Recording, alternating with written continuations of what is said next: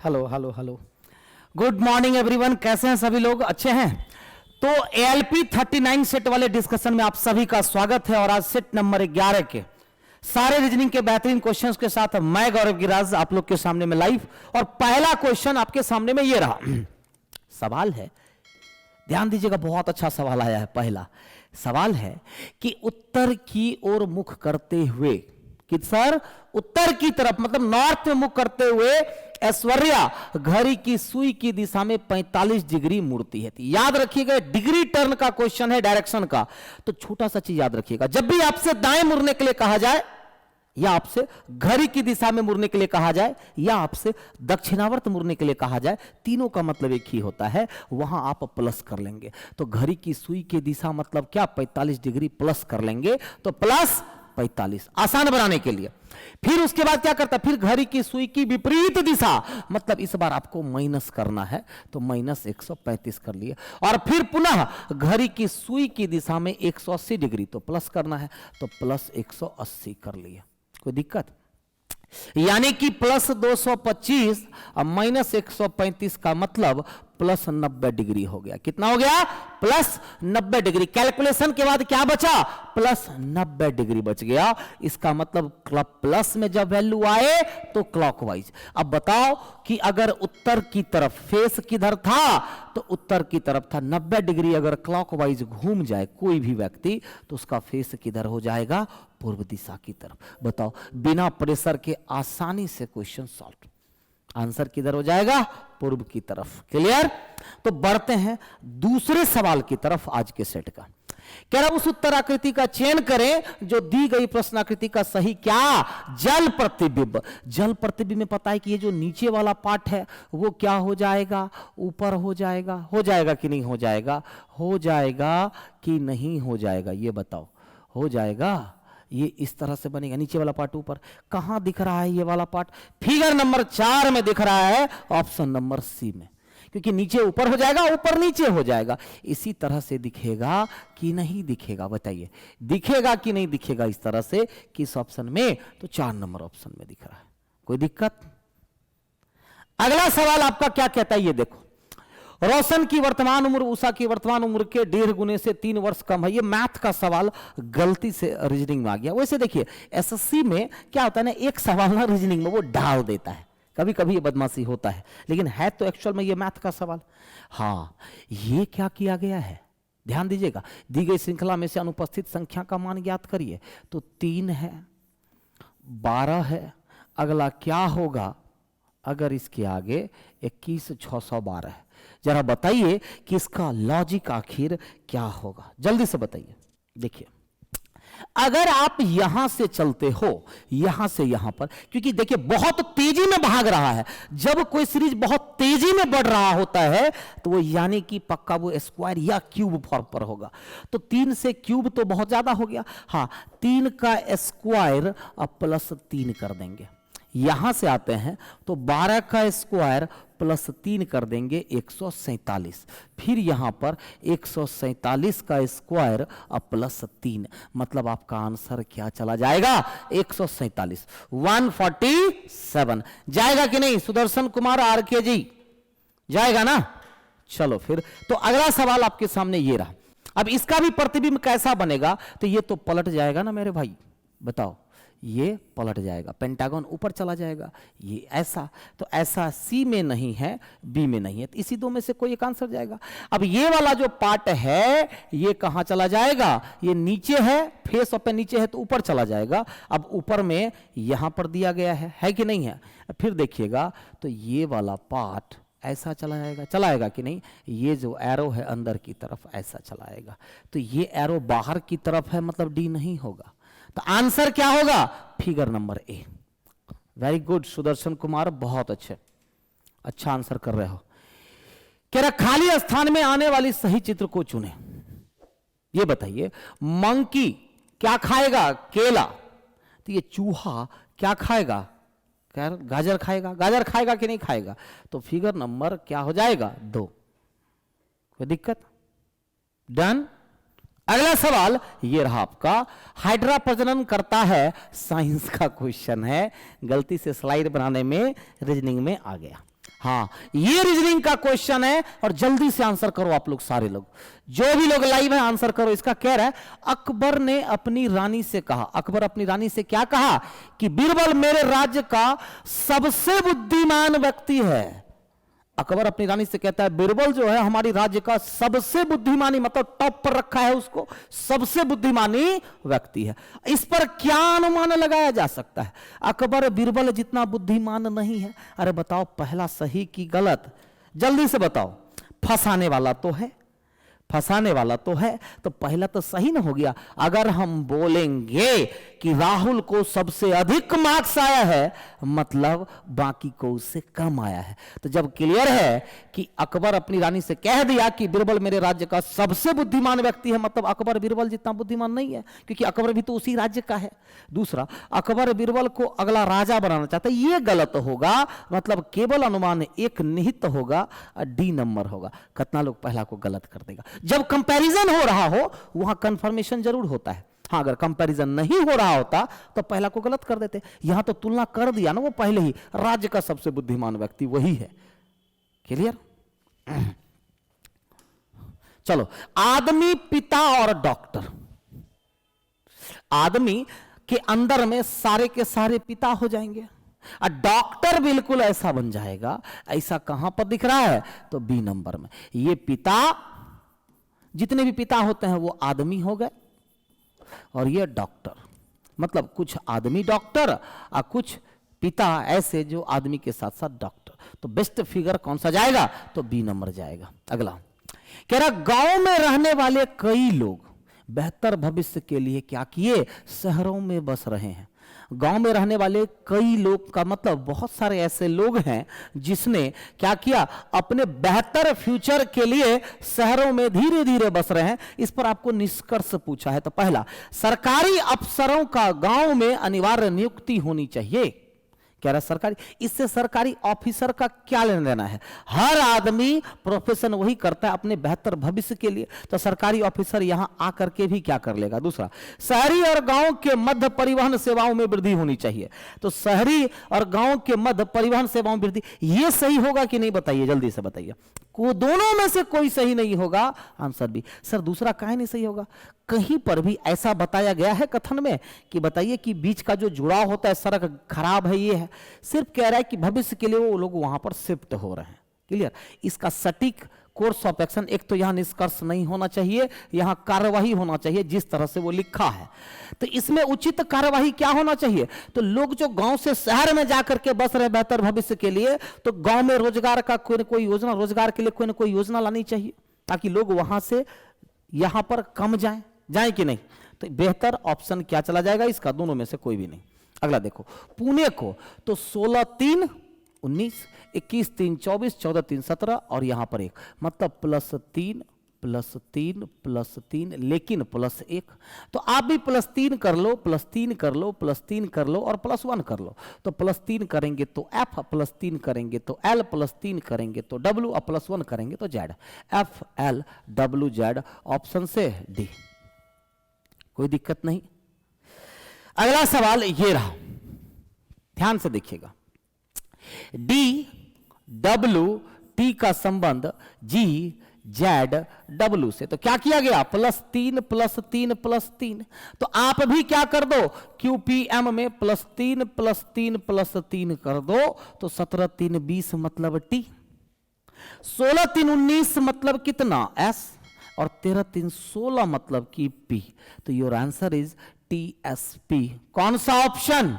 B number. Clear? अगला सवाल 14 number. ये आपको एक सीरीज दी गई है, तो कह रहा है यदि इसका संबंध इससे तो इसका संबंध किससे? तो एक का प्लस से क्या संबंध है? तो एक का प्लस से मतलब 1 2 3 चौथा स्थान।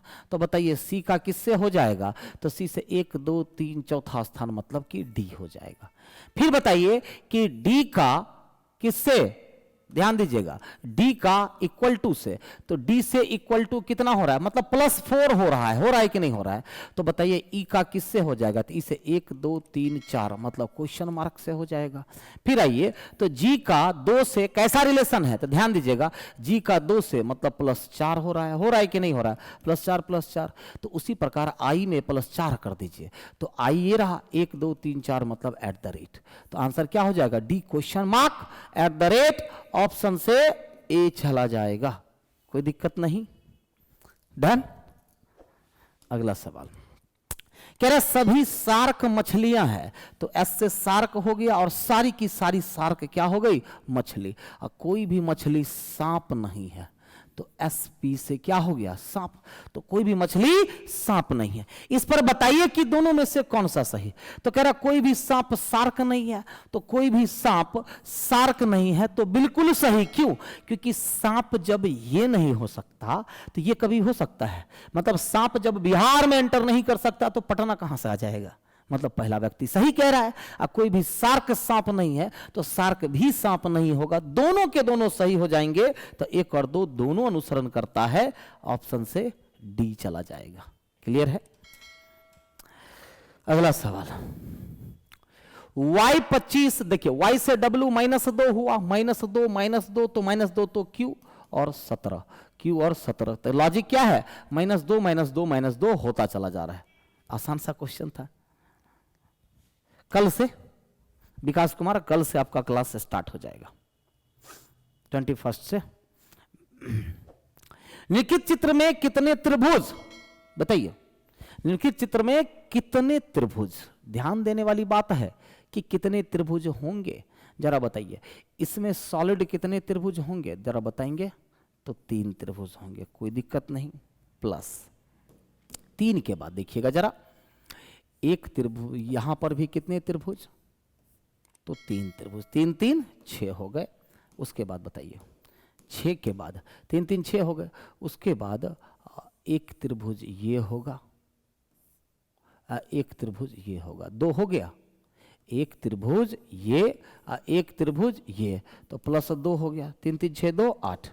8 के बाद आप आएंगे यहां पर, तो 8 के बाद यहां पर एक त्रिभुज 9, फिर एक त्रिभुज 10, फिर एक त्रिभुज 11, मतलब 3 और बढ़ गया। 8 3 3 3 6 6 2 8 3 11। क्या इसके अलावा भी त्रिभुज बन रहा है? जी हाँ, एक त्रिभुज ये बनेगा कि नहीं बनेगा? और कोई त्रिभुज बनता दिख रहा है? एक त्रिभुज ये बनेगा, तो 2 बना। 2 के बाद तो 2 त्रिभुज और बना, तो कितने हो गए बताइए जरा? त्रिभुजों की संख्या कितनी हो गई बताइए जरा? और कोई छूट रहा है क्या? तो 3 3 6 3 9 और 4 13, कोई त्रिभुज तो और छूट रहा है। वेट, हाँ, क्या छूट रहा है? तो यहां पर है, देखो, एक त्रिभुज ये नहीं गिने हैं हम लोग, ठीक है? एक त्रिभुज ये, और कहां पर? हाँ, एक त्रिभुज ये। एक सेकंड, फिर से एक बार देखिएगा जरा, 3 वाले कहां बन रहे हैं? यहां पर और यहां पर, तो 3 3 कितने हो गए? 6। 6 के बाद ध्यान दीजिएगा, 6 के बाद अब एक त्रिभुज ये और एक त्रिभुज ये 2 और एक त्रिभुज ये 3, ठीक है? फिर आते हैं, एक त्रिभुज ये बन रहा है, फिर एक त्रिभुज ये बन रहा है, एक त्रिभुज ये बन रहा है, तो कितने हो गए? 3 हो गए। 6 3 9 3 12, 6 3 9 3 12। 12 के बाद आपका एक त्रिभुज यहां से 13, ठीक है? और कहां से बन रहा है? 13। 13 के बाद देखिए, एक त्रिभुज यहां से 14, तो 2 यहां से बन गया। 6 3 9 3 12 2 14, 6 3 9 3 12 2 14।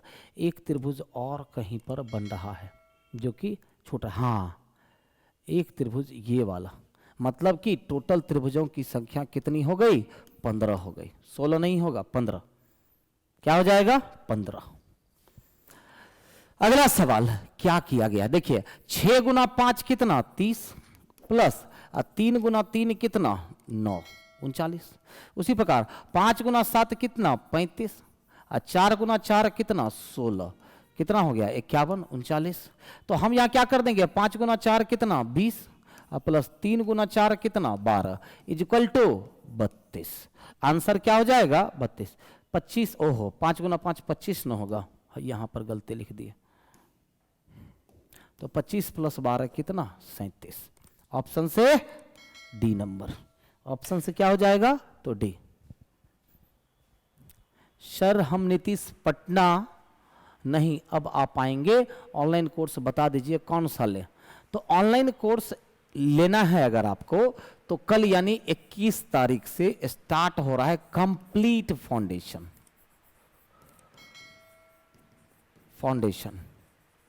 इसको कर लीजिएगा, ठीक है। रीजनिंग में कोई भी एग्जाम में बैठिएगा कुछ नहीं होगा, ठीक है। लेकिन अगर सिर्फ चाह रहे हैं कि ना सर सिर्फ हम एएलपी के लिए ही पढ़ें, तो एएलपी बैच ये तो मात्र 99 रुपया में होगा, लेकिन इसमें सिर्फ एएलपी में जो सिलेबस दिया गया है उसी के अकॉर्डिंग पढ़ाएंगे। यहां पर टोटल पढ़ाएंगे, वहां पर 0 से लेकर के हीरो लेवल तक कंप्लीट पढ़ना है तो वो, और ये इसके साथ ये सक्सेस सीरीज टेस्ट सीरीज आया है जो आज से स्टार्ट होगा, इसके साथ साथ ये ज्वाइन कर लीजिए। जो भी बच्चे हैं success series competition view learning academy पर आपको एएलपी 99 का बैच भी मिल जाएगा, वो ज्वाइन कर लीजिए। उसमें बस अभी 1-2 क्लास ही हुआ है, इसमें कल से पूरा क्लास कंटिन्यू होगा। और ये जो है आपका subject wise success test series के नाम से ध्यान रखिएगा, सेशन 1 उससे जुड़ जाइए, टेस्ट सीरीज से आराम से सब मैथ रीजनिंग सब का है, सब मिल जाएगा उस पर। 99 में मैथ है और 99 रुपया में ही आप रीजनिंग भी पढ़ सकते हैं, ठीक है। हाँ, लेकिन जिसको भी कंप्लीट फाउंडेशन पढ़ना है तो वो कंप्लीट फाउंडेशन जुड़ेंगे, एएलपी वाले में नहीं। राम के पिता की उम्र, ये आपका मैथ का सवाल हो गया। अगला क्या कह रहा है देखिएगा। हाँ देखिए, ये दोनों नीचे चला गया और ये पलट गया, तो ये वाला जो पार्ट है वो नीचे चला जाएगा, जाएगा कि नहीं जाएगा, और ये पलट जाएगा। तो फिगर के अकॉर्डिंग बताइए कौन सा फिगर चला जाएगा। तो फिगर के अकॉर्डिंग कौन सा चला जाएगा देखिएगा, अगर तो एक चीज तो पलटेगा ना, त्रिभुज क्या हो रहा है पलट रहा है, तो ये भी त्रिभुज पलट जाएगा, पलट जाएगा सर्कल ये। तो figure number 2 option number A done. हाँ, मैथ रीजनिंग साइंस उसके बाद जीके इंग्लिश सब स्टार्ट हो रहा है। उस चित्र का चयन के जो समूह से संबंधित नहीं है तो कौन सा फिगर 3 नंबर, क्यों, बाकी क्या है 1/2 है, इसको छोड़ करके डन। अगला सवाल देखिएगा, कह रहा है इसका मान क्या होगा, इसका मान क्या होगा। क्या पहले से आंसर आएगा तो डॉलर का तात्पर्य है माइनस, स्टार का तात्पर्य है प्लस, और हैच का तात्पर्य है डिवाइड, तो पहले से तो आंसर आ जाएगा। दूसरा में कह रहा है कि $14.20, तो अकेला ये आंसर कर पाएगा नहीं, क्योंकि इसका मतलब क्या है वो बताना ना पड़ेगा।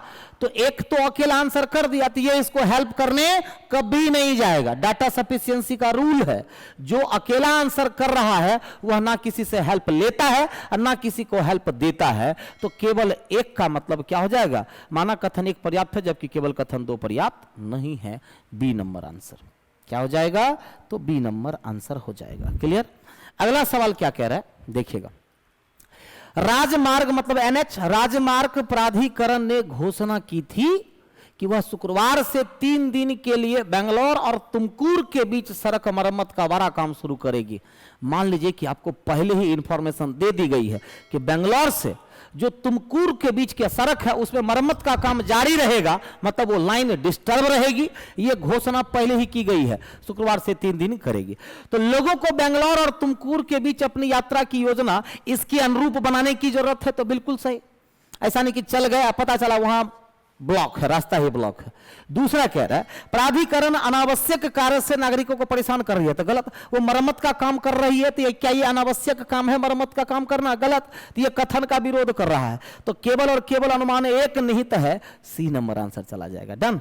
कंबाइंड बैच में रीजनिंग ट्रेड टेस्ट डिस्कशन भी, हाँ, अगर आप एक एक सब्जेक्ट टेस्ट सीरीज से जुड़ना चाहते हैं तो पर सब्जेक्ट 55 रुपया है। 55 रुपया रीजनिंग, 55 रुपया मैथ, 55 रुपया इंग्लिश, 55 रुपया साइंस और 55 रुपया जीके जीएस। लेकिन पांचों अगर आप कंबाइंड टेस्ट लेते हैं तो डेली आपको टेस्ट बनाना है, अपना मार्क्स देखना है और डिस्कशन करना है। तो पांचों लेने पर मात्र 199 रुपया में हो जाएगा सब्जेक्ट वाइज टेस्ट सीरीज का। और अगर LP special foundation, LP special batch करना है, एलपी स्पेशल बैच पढ़ना है तो 99 रुपया ईच सब्जेक्ट, 99 रुपया ईच सब्जेक्ट मात्र लगेगा, ठीक है। और कंप्लीट फाउंडेशन पूरे आगे जो भी एग्जाम सब आएगा, चाहते हैं कि सब एग्जाम में मेरा रीजनिंग का परफॉर्मेंस एकदम 30 में से 28-29 रहे, 50 में से 48 से 49 रहे, ठीक है। तो आपको कंप्लीट फाउंडेशन करना होगा। अगला, तलवा का संबंध पैर से, तो किसका संबंध? हाथ से। तो हथेली का संबंध किससे? हथेली का संबंध किससे हो जाएगा? हाथ से हो जाएगा। चलिए आज का अंतिम प्रश्न, दी गई आकृति का जल में बनने वाले सही प्रतिबिंब। तो ध्यान दीजिएगा, ये तो बिल्कुल ऐसा ही बनेगा, इसमें कोई चेंजेज नहीं होने वाली, इसमें कोई चेंजेज नहीं होने वाली, इतना दूर तक में कोई भी चेंज। हाँ, अब ये जो त्रिभुज है वो नीचे चला आएगा और सर्कल ऊपर चला जाएगा, तो यही बनेगा। त्रिभुज का फेस ऊपर की तरफ गलत, सर्कल यहां होगा नहीं, सर्कल यहां होगा नहीं, तो फिगर नंबर 2। लेकिन ऑप्शन से क्या जाएगा? तो डी नंबर जाएगा। क्लियर? तो रीजनिंग का टेस्ट सेट नंबर 11 का डिस्कशन खत्म होता है। ये सिलसिला यूं ही फ्री वाला जारी रहेगा। जो बच्चे को लगे कि नहीं सर मेरे पास 55 रुपये भी नहीं है, तो टेंशन मत लो सब्जेक्ट, क्योंकि देखो वहां का लेवल यहाँ के लेवल में बहुत अंतर होता है, क्योंकि ये हम बुक का डिस्कशन करवाते हैं। बहुत सारे बच्चे बुक खरीदते हैं, उसका डिस्कशन नहीं हो पाता है, तो वो डिस्कशन हो रहा है 39 सेट एलपी का। लेकिन इसके साथ अगर जुड़ जाएंगे तो फायदे में रहेंगे। ओके, चलिए फिर आज के लिए इतना ही। चलिए, तो थोड़ा सा फंस गया था बोर्ड बेटा, और चूंकि ये भी सिस्टम डिफरेंट है, तो यहाँ देखिए पहला क्वेश्चन देखते हैं, निम्न में से किसकी अपेक्षाकृत अधिक लंबी आंत होती है? देखिए आसान क्वेश्चन है, कह रहा किसकी अपेक्षाकृत अधिक लंबी आंत होती है? जो भी शाकाहारी होगा, ध्यान दीजिएगा, शाकाहारी के आंत लंबे होते हैं, शाकाहारी के आंत लंबे होते हैं, एकदम याद रखिएगा बेटा, आंत लंबे होते हैं, बहुत इंपॉर्टेंट है ये। शाकाहारी का क्या होगा? आंत लंबे होते हैं। बच्चे छोटी आंत याद रखिएगा, छोटी आंत, मनुष्य पर बात कर रहे हैं, छोटी आंत क्या होगा? तो छोटी आंत के 3 भाग होते हैं और सबसे बड़ा भाग होता है ये छोटी आंत। बच्चे सबसे पहले ड्यूडेनम, ड्यूडेनम ये भाग होता है। उसके बाद क्या आएगा? तो बच्चे झझनम, झेझुनम, झेझुनम ये आ गया। उसके बाद क्या होगा? इलम, इलम आ गया, इलम, इलम आ गया। तो ये 3 भाग मुख्य रूप से होते हैं। यहाँ देखिए लोमड़ी मांसाहारी है, बाघ भी मांसाहारी है, कुत्ता भी है, लेकिन खरगोश नहीं है। तो सबसे लंबा जो ठीक है आपको आंत होगा वो किसका होगा? तो बच्चे सबसे लंबा आंत जो है वह ध्यान में रखिएगा कि यह जो है आपका खरगोश का होगा। एक बात, दूसरी बात क्या कि आपको ध्यान में रखना है कि ठीक है शाकाहारी, शाकाहारी, शाकाहारी या मांसाहारी जो भी हो, शाकाहारी या मांसाहारी जो भी होगा, ठीक है, मांसाहारी हाँ जो भी है, शाकाहारी है या मांसाहारी जो भी है, ठीक है, आपको भोजन लंबे समय तक छोटी आंत में रहता है, भोजन लंबे समय तक, लंबे समय तक छोटी आंत में रहता है। बच्चे कहाँ रहता है? छोटी आंत में, छोटी आंत में रहता है। भोजन का ठीक है पूर्ण पाचन छोटी आंत में होता है, याद रखना है, छोटी आंत में भोजन का पूर्ण पाचन होता है, ये ध्यान में रखिएगा, छोटी आंत में भोजन का पूर्ण पाचन होता है। तो केवल यहाँ पर कंसेप्ट ये जानना है कि ठीक है आपको पूर्ण पाचन होता है, केवल ये हमको कंसेप्ट जानना है कि शाकाहारी का लंबा आंत होता है, तो एकदम इजी गोइंग में आपको सवाल बन जाएगा। नेक्स्ट देखिए बेटा, कर आधुनिक आवर्त सारणी में कौन से 2 आवर्तों में 8 तत्व मौजूद हैं? देखिए आधुनिक आवर्त सारणी में कंसेप्ट क्या कहता है कि आधुनिक आवर्त सारणी, मॉडर्न पीरियोडिक टेबल, आधुनिक आवर्त सारणी में कितने वर्ग, कितने आवर्त? आधुनिक आवर्त सारणी में क्या हो गया? तो बच्चे वर्ग कितने? तो वर्ग आपको 18, याद रखिए ग्रुप 18 है। ग्रुप कितने हैं? तो 18 ग्रुप है। और बच्चे आवर्त कितने हैं? तो 7 आवर्त हैं, कुल मिला के 7 पीरियड, पीरियड बोलते हैं आवर्त को।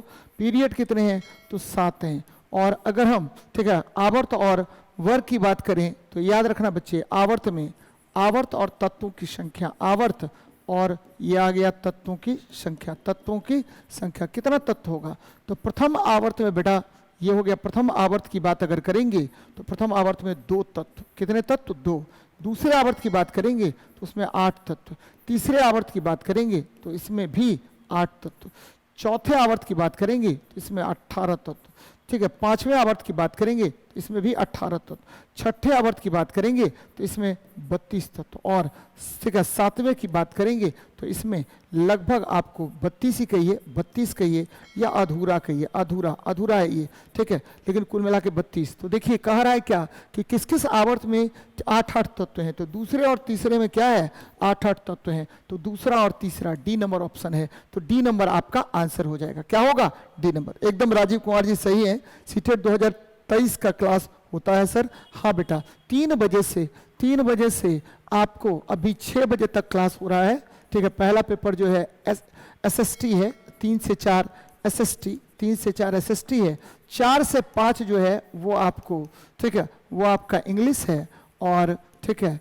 इंग्लिश है, और 5 से 6 जो है बेटा ये CDP है, ये ध्यान में रखिएगा। ये 3 क्लासेस अभी चल रहा है, ठीक है। सीटेट में ऑलरेडी 2 दिन पहले क्लासेस स्टार्ट हुआ है, तो निश्चित रूप से उसमें जुड़िए आप लोग। देखिए नेक्स्ट, ऑक्सीजन की आपूर्ति होने पर, ठीक है, लौ उत्पन्न होता है। जैसे ही ऑक्सीजन की आपूर्ति होगी लौ नीली हो जाएगी। बच्चे क्या होगा लौ नीली, याद रखिएगा।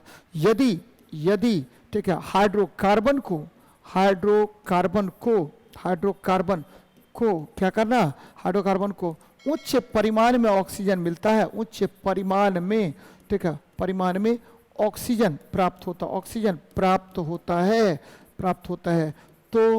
है, तो उसका रंग कैसा होगा, तो उसका रंग नीला हो जाएगा, तो उसका रंग नीला होता है, एकदम ध्यान में रखिएगा, नीला, ठीक है, नीला होता है, याद रखना है।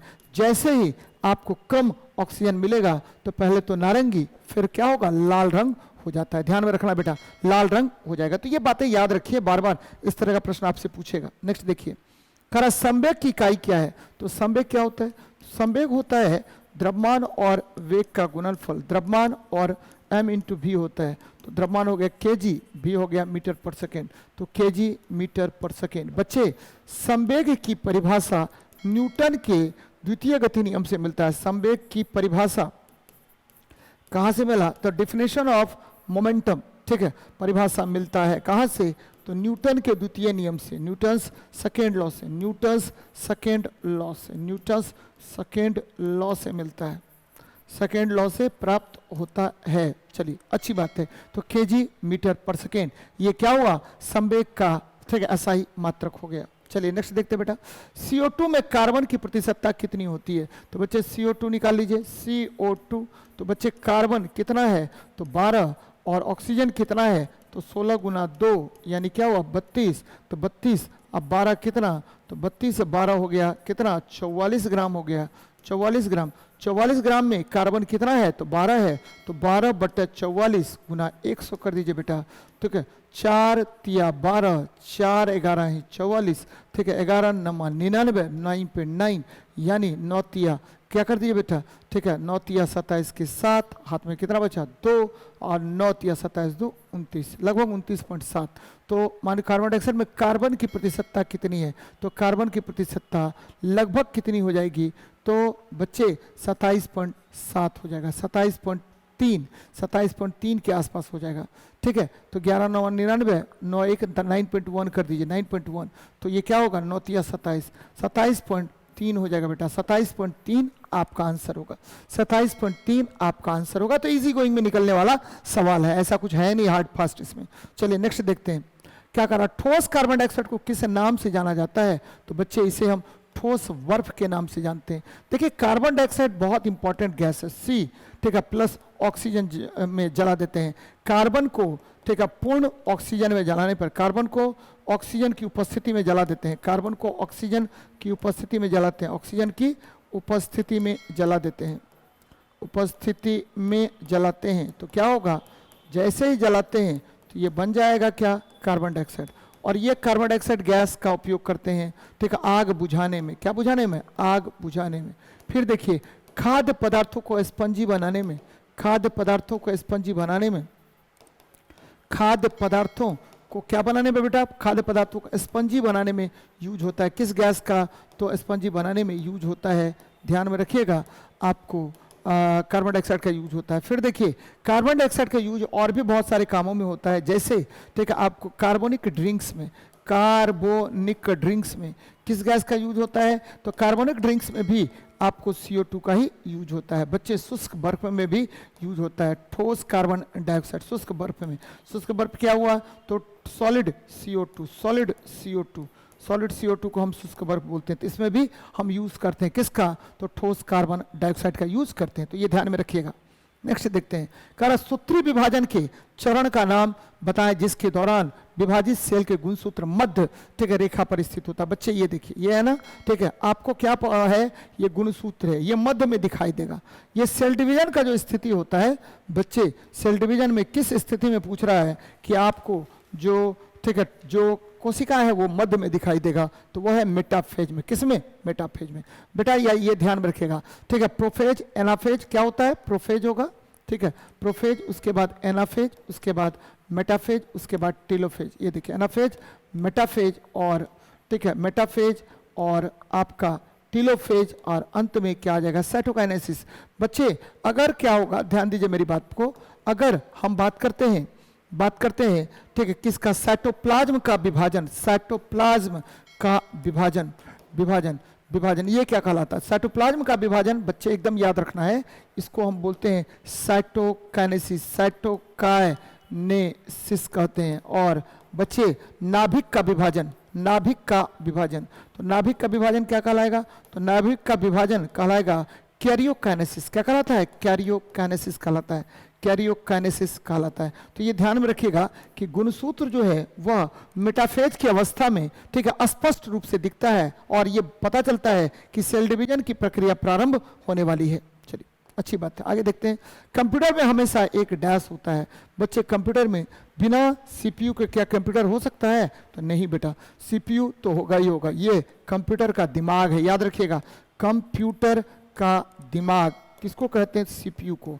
और ये ध्यान में रखिएगा कि CPU सेंट्रल प्रोसेसिंग यूनिट है, सेंट्रल प्रोसेसिंग यूनिट है, याद रखिएगा, सेंट्रल प्रोसेसिंग यूनिट होता है। और ठीक है बच्चे, इसके दो मुख्य यूनिट है और इसके दो मुख्य भाग होते हैं। अगर बात करें तो सबसे पहले लॉजिकल यूनिट और दूसरा अर्थमेटिकल यूनिट होता है। यानी कंप्यूटर में क्या हो गया, दो यूनिट हो गया, एक लॉजिकल यूनिट और दूसरा क्या हो गया, अर्थमेटिक यूनिट। लॉजिकल यूनिट में क्या होगा, तो ग्रेटर देन ठीक है, इक्वल्स टू ठीक है, लेस देन ठीक है, ये सब ग्रेटर देन, लेस देन ठीक है बच्चे, ये सब आएगा आपको, इक्वल्स टू ये सब आएगा। लेकिन अर्थमेटिक यूनिट में प्लस माइनस, फिर क्या डिवाइड, फिर क्या आपको डिवाइड हो गया, फिर मल्टीप्लाई इत्यादि ये सब होगा।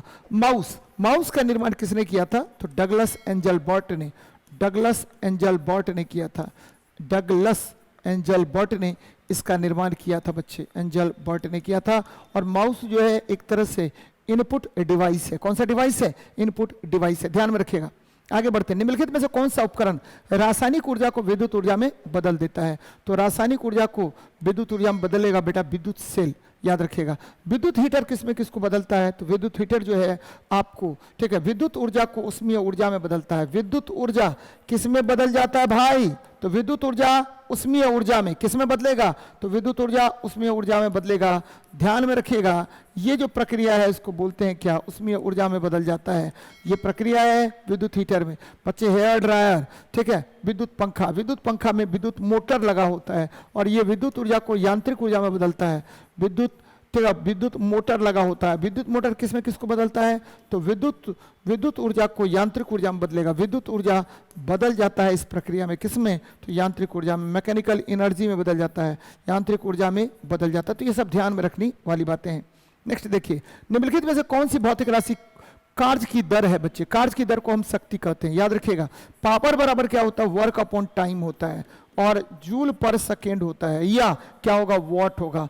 यानी शक्ति का ऐसा ही मात्रक क्या हो गया, वॉट हो गया बच्चे। तो ध्यान में रखिएगा। बल, बल क्या है, तो बल F बराबर क्या होता है, द्रव्यमान गुना त्वरण, और द्रव्यमान क्या है, kg, और त्वरण हो गया मीटर पर सेकेंड स्क्वायर, तो kg मीटर पर सेकेंड स्क्वायर हो गया। या संवेग में परिवर्तन की दर को हम क्या कहते हैं, तो बच्चे बल कहते हैं। संवेग क्या होता है, संवेग P बराबर हुआ द्रव्यमान गुना वेग, द्रव्यमान और वेग के गुणनफल को हम क्या कहेंगे, तो बच्चे संवेग कहेंगे।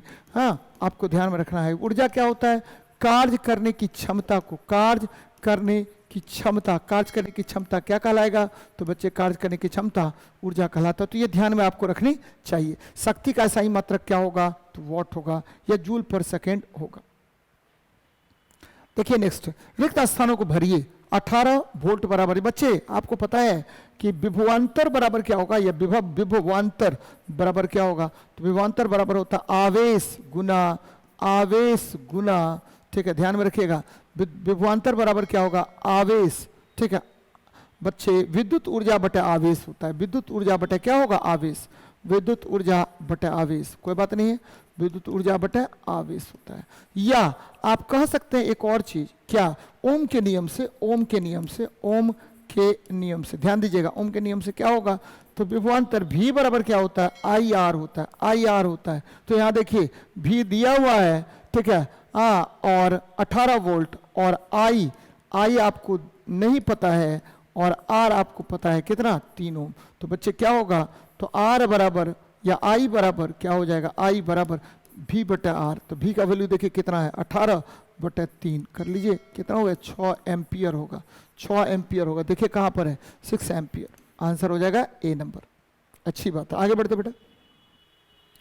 जब एक वस्तु एक समान वृत्तीय वेग, ठीक है, वृत्तीय वेग उत्पन्न करती है, तो निम्नलिखित में से कौन सा परिवर्तन होता है, एक समान वृत्तीय वेग उत्पन्न करेगा। तो बच्चे आपको पता है कि अगर एक समान वृत्तीय वेग उत्पन्न करेगा तो चाल तो नियत होगा, चाल और संवेग दोनों, चाल और गतिज ऊर्जा दोनों नियत होता है। गतिज ऊर्जा ये क्या होगा, चाल और गतिज ऊर्जा दोनों नियत होता है, लेकिन लेकिन लेकिन संवेग आपको कभी भी नियत नहीं होगा, संवेग आपको कभी भी नियत नहीं होगा। ध्यान में रखिएगा बेटा, संवेग आपको कभी भी नियत नहीं होगा, एकदम याद रखना बच्चे, संवेग आपको कभी भी नियत नहीं होगा।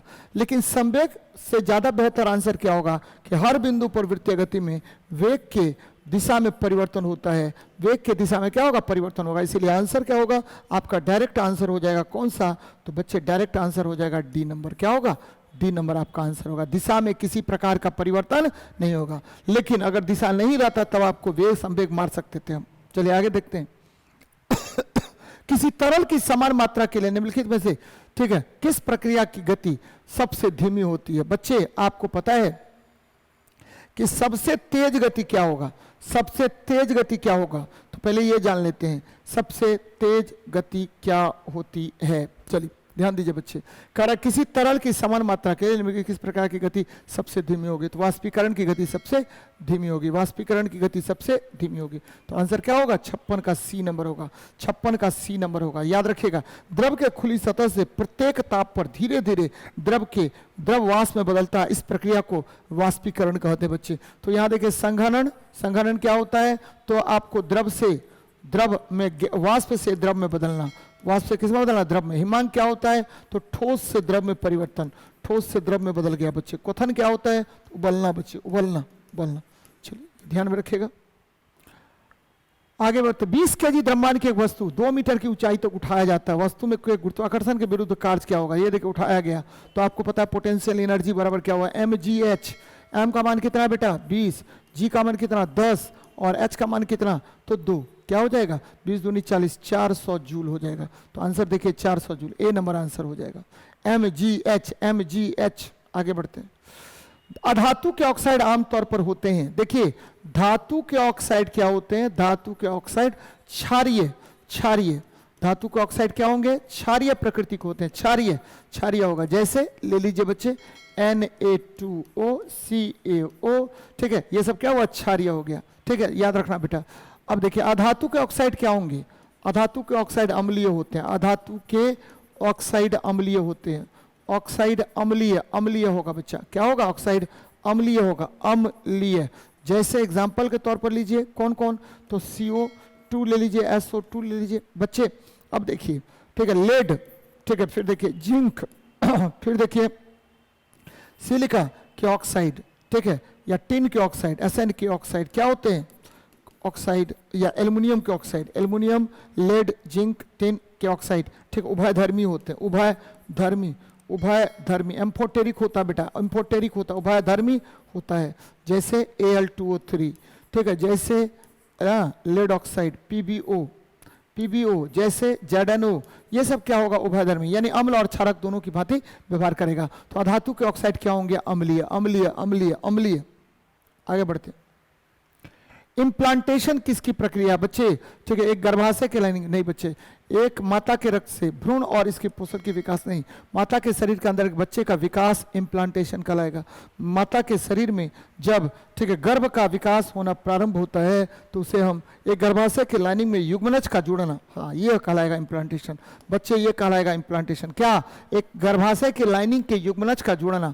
आपको पता है बच्चे क्या होता है, भ्रूण होता है, भ्रूण कब बनता है, तो भ्रूण बनेगा, ध्यान दीजिएगा, भ्रूण कब बनेगा, तो भ्रूण बनेगा, ये ले लीजिए, ठीक है, आपको स्पर्म, और ये ले लीजिए क्या, ओभा, दोनों आपस में अभिक्रिया करेगा तो क्या बनाएगा, तो ये जायगोट का निर्माण करेगा। और जब ये जायगोट कहाँ पर बच्चे, जब ये जायगोट गर्भाशय में भ्रूण बनेगा, एम्ब्रियो बनेगा, और ये भ्रूण कहाँ, तो गर्भाशय में स्थित होगा, गर्भाशय में स्थापित होगा, गर्भाशय में स्थापित। तो इस प्रक्रिया को, इस पूरी प्रक्रिया को हम क्या कहते हैं, तो बच्चे हम कहते हैं, ठीक है, आपको इम्प्लांटेशन क्या कहेंगे, इम्प्लांटेशन कहेंगे, इम्प्लांटेशन कहेंगे, एकदम याद रखिएगा, इम्प्लांटेशन कहते हैं। चलिए नेक्स्ट देखते हैं।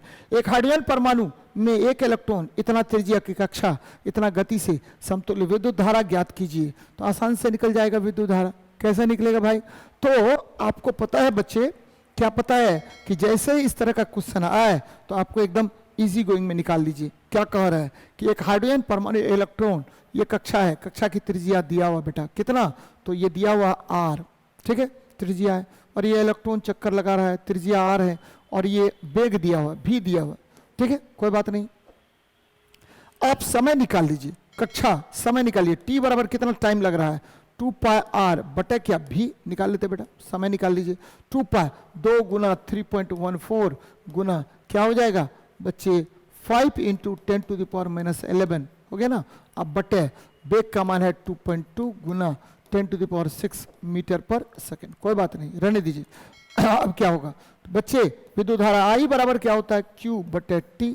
तो Q का मान देखिए कितना दिया हुआ है, ये आवेश है ना, तो 1.6 इंटू 10⁻19 बटे क्या, T का मान देखिए 2 गुना 3.14, ठीक है, हाँ 3.14 गुना क्या कर दीजिए 5 गुना 10⁻11 ऊपर लेके चलिए 2.2, ठीक है, 2.2 गुना 10⁻6 बेटा एकदम याद रखना है। 16 दूनी 32, 2 से काट दीजिए, 2 दूनी 4, 1.1, ठीक है बच्चे, और 5 दूनी 10, तो कोई बात नहीं, ये घट जाएगा, तो ये क्या होगा 1.1 गुना, ठीक है, ध्यान दीजिए बेटा 1.1 ऊपर लेके चले तो ये नीचे 10 कट गया तो ऊपर गया तो 10⁻, क्या बचा, तो 11 6 17, ठीक है, ये 2.2 हुआ, तो ये देखिए 19 और 11 6 17, 10⁻, क्या बचा 2 बचा, तो 10 6 16 3 बचा, तो 1. तो ये 3 एम्पियर हो गया।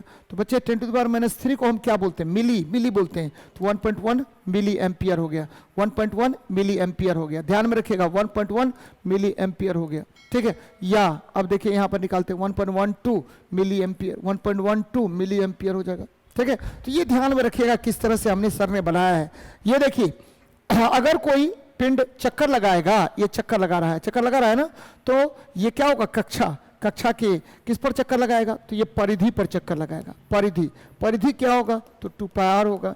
बच्चे वेग आपको दिया हुआ है, वेग ऑलरेडी v दिया हुआ है, तो समय बराबर क्या होता है, दूरी बटे चाल, तो भागा दे दिए, समय निकल गया। और आप विद्युत धारा बराबर क्या होगा, आवेश के प्रवाह की दर होती है, तो फटाक से निकल जाएगा।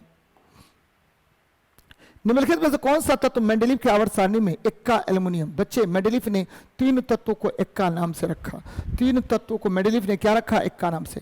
इक्का बोरोन, स्कैंडियम, इक्का बोरोन क्या हुआ, स्कैंडियम, इक्का बोरोन स्कैंडियम, ठीक है। चलिए इक्का एल्युमिनियम, इक्का एल्यूमिनियम, एल्यूमिनियम क्या हुआ, इक्का एल्यूमिनियम बच्चे, इक्का बोरोन को स्कैंडियम, इक्का एल्यूमिनियम, गैलियम, ठीक है, गैलियम गैलियम गैलियम गैलियम, इक्का सिलिकॉन जर्बेनियम, इक्का सिलिकॉन, इक्का सिलिकॉन क्या हुआ, जर्बेनियम, जर्मेनियम। ये 3 तत्वों को रखा बच्चे। तो इक्का एल्यूमिनियम पूछ रहा है, तो इक्का एल्यूमिनियम गैलियम, गैलियम हो जाएगा, ठीक है। वह धातु जो हथेली पर लेने पर पिघल जाता है किसको कहते हैं, तो बच्चे गैलियम को कहते हैं, गैलियम को कहेंगे। चलो नेक्स्ट देखते हैं। कह रहा है यदि किसी विलियन से नीला लिटमस पत्र, ठीक है, नीला लिटमस पत्र लाल रंग में परिवर्तित, देखिए अनिल अनिल अनिल आपको पढ़ाए हम, अम्ल क्या होता है, नीला को क्या कर देगा, लाल कर देगा। तो अम्ल, अम्ल नीला को, अम्ल जो है वो नीला लिटमस पत्र को, नीला को क्या कर देता है, लाल कर देता है बेटा, नीला को लाल कर देता है, एकदम ध्यान में रखिएगा, नीला को लाल कर देगा। तो अम्ल का पीएच मान हमेशा लेस देन 7 होता है। तो लेस देन 7 एक ही है, आंसर हो जाएगा डी नंबर। लेस देन 7 केवल एक ही है, आंसर हो जाएगा क्या, डी नंबर। चलिए बहुत अच्छी बात है बच्चे, आप लोग लगातार जुड़िए, हम लोग मंडे टू फ्राइडे आपको एएलपी का डिस्कशन करा रहे हैं। आपकी सफलता को सुनिश्चित करने के लिए लगातार हम लोग जुड़े हुए हैं। मिलते हैं नेक्स्ट क्लास में। जय हिंद जय भारत। सभी लोगों का वेलकम है और हम लोग कर रहे हैं टेस्ट सीरीज बुक का, एलपी बुक का, जिसमें कि 39 सेट है और आज हम लोगों का सेट होने वाला है कौन सा, set number 11, combined math reasoning trade test discussion भी, हाँ वेरी गुड। चलो आ जाओ। आज का पहला क्वेश्चन, अर्जुन और अनुराग एक कार्य को क्रमशः 6-7 दिन में पूरा कर सकते हैं। यदि वे दोनों मिलकर इस कार्य को करते हैं तो कुल इतना रुपया अर्जित करते हैं। इस धनराशि में अर्जुन का भाग, अर्जुन है और अनुराग है, तो इसका जो है क्षमता के अनुसार बांटा जाएगा। समय है 6 और 7, एलसीएम ले लीजिए 42, 6 7 7 6 के, यही हो गया सीधा सीधी क्षमता के अनुपात में रुपया को बांट देना है। अगर कुल रुपया की बात हो 780, तो 7 6 13 का वैल्यू हो गया 780, एक का वैल्यू हो गया 13 6 के 78 60। हमको कहता अर्जुन का, तो अर्जुन का 7 6 के 42 यानी 420 रुपया अर्जुन का होगा, ऑप्शन नंबर डी। फटाफट बोलते चलना है आंसर, ठीक ना। अगला आई, पहली 100 प्राकृत संख्याओं का औसत क्या होगा। पहली 100 प्राकृत संख्या, तो पहला प्राकृत संख्या 1 और 100वां प्राकृत संख्या कौन, 100, तो इसका कहता औसत। तो फर्स्ट और लास्ट को जोड़ दीजिए, 1 + 101/2 यानी कितना हो जाएगा, 51 हो जाएगा, सॉरी 100 ना, तो 50.5 हो जाएगा, 50.5 हो जाएगा, ऑप्शन नंबर बी। लगातार संख्या में क्या होता है, फर्स्ट प्लस लास्ट बटे 2। अगला आई, पाइप ए और सी किसी खाली टैंक को इतना इतना में भर सकता है, जबकि बी जो है इतना में खाली कर सकता है। यदि तीनों पाइप को इकट्ठा खोल दिया जाए तो टैंक को 2/3 भरने में कितना समय लगेगा। ए सी और बी, ये 32, ये 48, ये 24 खाली, एलसीएम ले लेंगे 96, 32 4 48 2 32 3, 32 से 3 बार में, 48 से 2 बार में, 24 से 4 बार में, लेकिन माइनस। कहता तीनों को खोल दिया जाए तो 3 2 5 में से 1 4 गया, 1 96/1 लगता, लेकिन 2/3 भाग ही भरना है, तब 2/3 से क्या करेंगे, गुना कर देंगे। 3 से 32 और 32 दूना 64 घंटा का समय लगने वाला है 2/3 भाग भरने में। कहता ए बी और सी मिलकर किसी कार्य को 10 दिन में समाप्त कर सकता है। ए बी 12 दिन में, बी सी 20 दिन में, तो बी इस कार्य को अकेले कितना दिन में। देखिए एक बार है ए बी सी, एक बार है ए बी, एक बार है बी सी, ये है 10, ये है 12 और ये है 20। पहला काम तो एलसीएम लीजिए 60, 10 से 6, 12 से 5, 20 से 3। अब सब का बैठाइए, हमको किसका निकालना है, बी का निकालना है। तो देखिए ए बी कितना है, ए बी 5 है, तो ए बी को 5 दे देते हैं। टोटल 6 है, तो सी कितना होगा, 1 होगा। सी जब 1 हुआ तो बी कितना हो जाएगा, 2 हुआ, और बी से ही काम कराना है। 60 काम को 60/2 यानी कितना घंटा में कर देगा, दिन है तो 30 दिन में करेगा। पूरा काम है तो पूरा काम कितना में हो जाएगा, 30 दिन में, ऑप्शन नंबर ए। ठीक है, अगला आइए, तापन, रवि और त्रिषा ने एक केक आपस में बांटा। तपन के पास इतना, त्रिषा के पास इतना, और शेष रवि के पास केक का कितना भाग। तो दोनों को जोड़ लो, एक में से घटा दो, सिंपल सी बात। एक में से इसको घटा देंगे, यही बात है। ये हो गया 3 4 8, 8 और 3 11/12 नहीं तो 1/12 बचा, 1/12 भाग लेगा।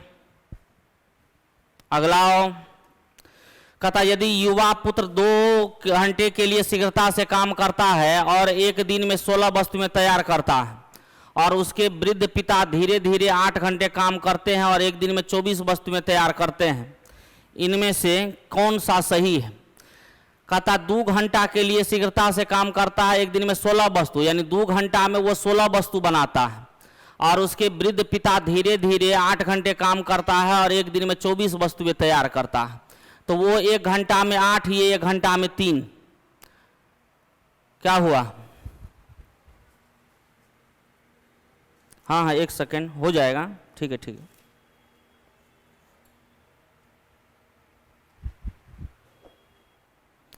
मतलब कहने का मतलब है प्रति वस्तु लगने वाला समय अगर हम निकाल लेंगे, ओके, प्रति वस्तु समय लगने वाला निकाल लेंगे इतने काम हो जाएगा। पुत्र के बारे में कहता 2 घंटा में 16 वस्तु, और पिता के बारे में कहता 8 घंटा में 24 वस्तु। तो सन 1 घंटा में कई गो वस्तु बनाएगा? 16/2 यानी 8। और फादर जो है 1 घंटा में कई गो वस्तु बनाएगा? 24/8 यानी 3। तब सन जो है ज्यादा बनाता है, फादर जो है कम बनाता है। तो क्वेश्चन पूछता पुत्र की ऊर्जा अधिक है, इसमें ऊर्जा का काम नहीं है, दोनों की ऊर्जा समान है। पुत्र की शक्ति अधिक है, क्षमता अधिक है। क्षमता अधिक होने के कारण काम में क्या होता है? क्षमता का प्रयोग होता है, ठीक है। कार्य में क्या होता है? क्षमता का प्रयोग होता है। तो पुत्र की क्या है? शक्ति अधिक है, इसलिए वह जल्दी कार्य करता है। अगला चलो, राही ने किसी बैंक में 600 रुपया की धनराशि को जमा कराया जिस पर उसे 8% प्रतिवर्ष का साधारण ब्याज प्राप्त होता है। यदि राही ने 5 वर्ष तक बैंक में धनराशि को रखा तो उसके ब्याज के रूप में कितनी? 8% से 5 वर्ष, 8% से 5 वर्ष का ब्याज कितना मिलेगा? 40%। मतलब 600 का 40% निकाल देंगे, हो गया 240। उत्तर हो गया ऑप्शन नंबर ए। अगला चलो, कहता इनमें से किस संख्या का वर्गमूल एक अपरिमेय संख्या होगा? अपरिमेय संख्या किसका वर्गमूल होगा? जो वर्ग ना हो, जो वर्ग संख्या न हो उसका जो वर्गमूल होगा वो क्या होगा? अपरिमेय संख्या होगा। अब वर्ग संख्या, किसी भी वर्ग संख्या की इकाई अंक 1 0 नहीं हो सकता है, गलत। किसी भी वर्ग संख्या का इकाई अंक 9 हो सकता है, 5 हो सकता है, 4 हो सकता है। अब ये किसका? ये तो 42 का स्क्वायर है, कुछ कुछ याद रहेगा तो आसान रहेगा। ये तो 42 का स्क्वायर है। वो देखो 5625, 8 7 56, ये 75 का स्क्वायर है। 75 का स्क्वायर कितना होता है? 8 7 56 25, ठीक है। तो ये तो वर्ग है, ये वर्ग है। अब हमको चेक क्यों करना है? जब देख लिए ये वर्ग संख्या नहीं है, क्योंकि वर्ग संख्या में सबको चेक ही नहीं करना था। 1 0 किसी भी वर्ग संख्या का अंत में नहीं होता है, तो जो वर्ग संख्या नहीं होगा उसका वर्गमूल क्या होगा? हमेशा अपरिमेय संख्या होगा। तो डायरेक्ट टिक लगा देंगे, ये सब चेक करने की जरूरत है भी नहीं। अगला चलो, कहता राघव द्वारा 12 परीक्षाओं में प्राप्त औसत 24 है। जुबेदा अब तक 23 औसत अंक प्राप्त किए हैं, लेकिन उसने केवल 9 परीक्षाएं दी है। यदि प्रत्येक परीक्षा में 30 अंक में से दिए गए हैं तो जुबेदा को शेष 3 परीक्षा में किसी एक में कम से कम कितने अंक जरूर प्राप्त करने होंगे ताकि वह राघव के प्रदर्शन के मुकाबला करने का मौका पा सके? उसको जो है 12 परीक्षा में जो एवरेज है वो 24 है। इसका जो है 9 परीक्षा में जो है एवरेज वो 23 है। 3 परीक्षा में कुल मार्क कितना लाना पड़ेगा? कुल निकालते हैं, यहाँ औसत नहीं, ये है औसत, ये निकालते हैं कुल। तो सबसे पहले किसकी बराबरी करना है? 24 के बराबरी करना है। तो तीनों में मिला करके 24 मार्क तो लाना ही पड़ेगा। तो टोटल 72 मार्क उसको लाना ही है, लेकिन इसको भी 24 करना है। तो इसमें कितना बढ़ाना पड़ेगा? 1 बढ़ाना पड़ेगा 9 एग्जाम में, यानी 9 मार्क एक्स्ट्रा लाना पड़ेगा, 9 गुना 1। तो 24 तिया 72, 72 9 81, मतलब उसको 3 परीक्षा में टोटल 81 मार्क लाना होगा। अब कहता है जुबेदा ने इतना क्या है, उसने केवल कहता यदि प्रत्येक परीक्षा में 30 अंक है टोटल। अब सोचो 3 परीक्षा है, 3 परीक्षा है, टोटल 81 अंक है। एक में कम लाना है, एक में कम लाना है तो दोनों में क्या करना पड़ेगा? अधिक अधिक लाना पड़ेगा, अधिक अधिक। और अधिक से अधिक कितना ला सकता है? 30। तो इसमें भी 30 लाएगा, इसमें भी 30 लाएगा, 30 30 60। टोटल कितना 81 है, तो इसमें कितना लाएगा 21 लाएगा। तो वही पूछता है एक परीक्षा में कम से कम कितना अंक लाना होगा, तो कम से कम कितना अंक लाना होगा 21 अंक लाना होगा। 2 में मैक्सिमम मतलब 1 में मिनिमम हो गया। अगला चलो, कहता x की ऊपर से 12वीं रैंक थी, अगर कक्षा में छात्रों की कुल संख्या 16 है तो x की नीचे से क्या अंक होगा। इधर से 12वीं है तो ये तो रीजनिंग का चीज हो गया, इधर से 12वीं है और इधर से पूरा है 16, तो 16 है तो 12 5 17, इधर से 5वां होगा, इधर से 5वां, इधर से 12वां, तब ना यहाँ से यहाँ तक में आप लोग नियम लगाते होइएगा 12 + 5 - 1 = 16। तो नीचे से कौन सा रैंक होगा 5वां होगा। अब अपना देख लेना रीजनिंग का प्रोसेस। किसी मिश्रण में रेत और बजरी का अनुपात इतना, जबकि बजरी और सीमेंट का अनुपात इतना, तो रेत और सीमेंट का, तो यहाँ देखिए हमको दिया हुआ है रेत बटे बजरी और फिर दिया हुआ है बजरी बटे सीमेंट। तो हमको क्या निकालना है, हमको निकालना रेत और सीमेंट, बस लगा दीजिए डायरेक्ट। रेत बजरी कितना है 7/8 और बजरी सीमेंट कितना है 6/7, बस काट दीजिए जो कटता है। ये 4 ये 3 है, 7 7 खत्म, 3:4 उत्तर हो गया, 3:4, ऑप्शन नंबर डी। अगला आइए,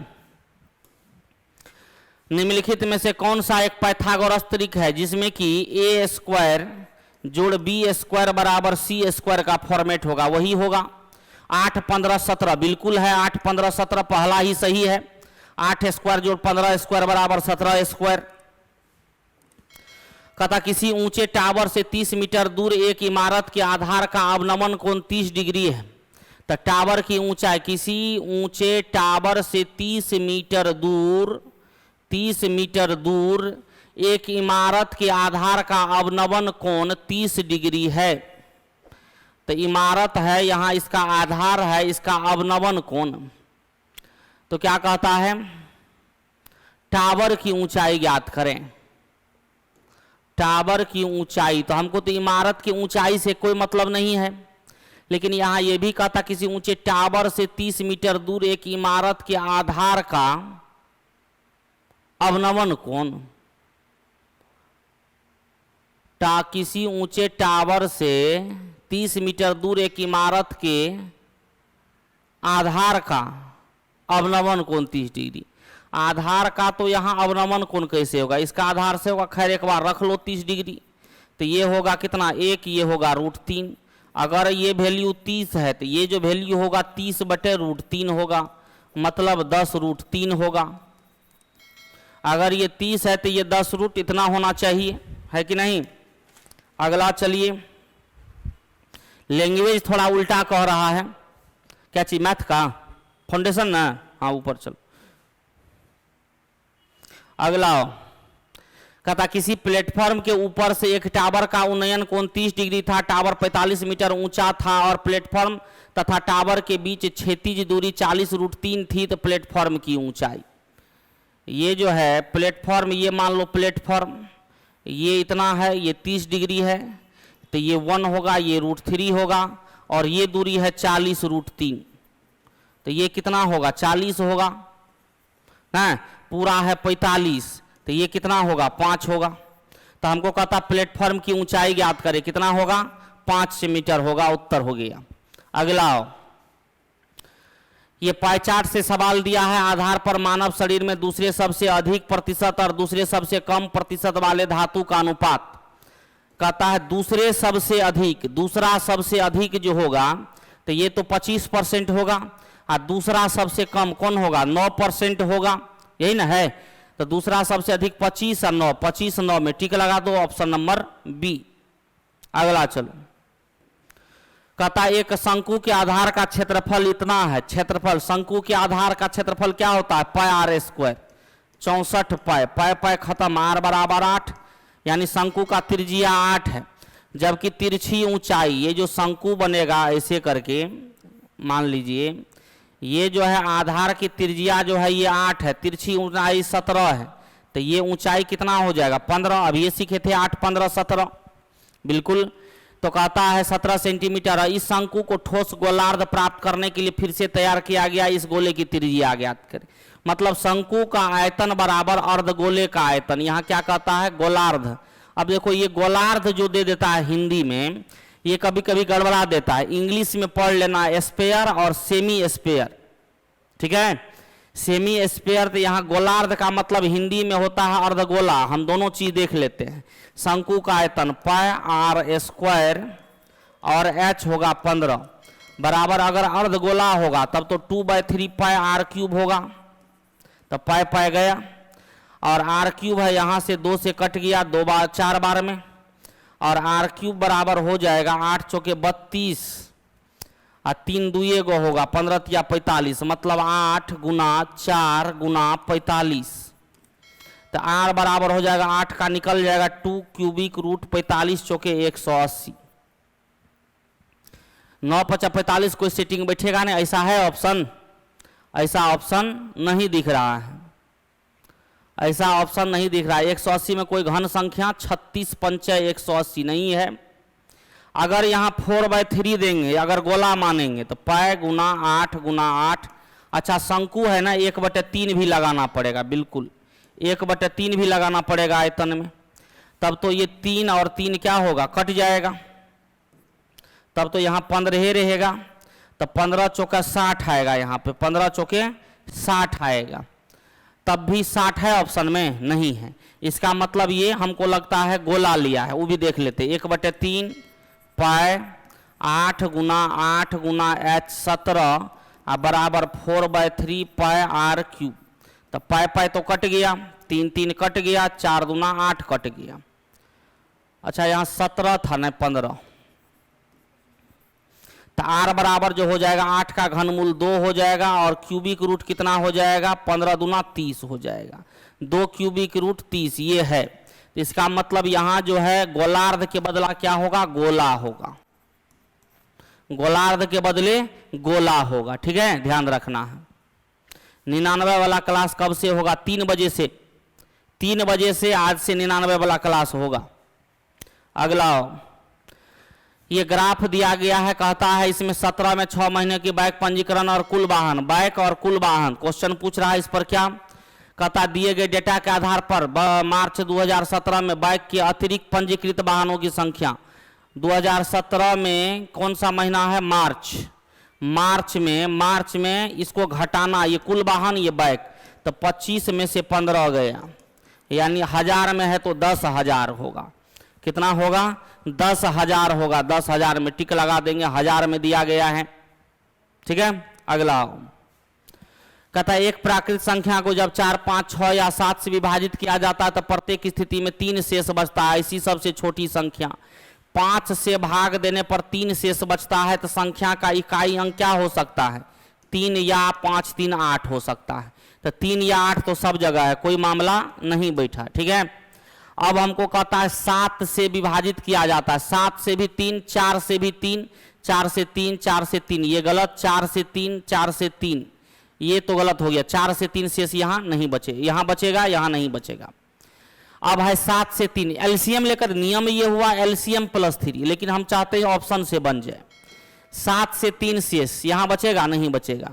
7 6 के 42, 7 12 7 84, सही तो कटिए गया। 2 ऑप्शन अभी भी है, 6 से 12 कट जाएगा, 4 से 80 84 कट जाएगा, 3 बचेगा, 4 से ये कटेगा 40, 2 3 4 5 20, ये भी बचेगा। तो हमको क्या कहता है?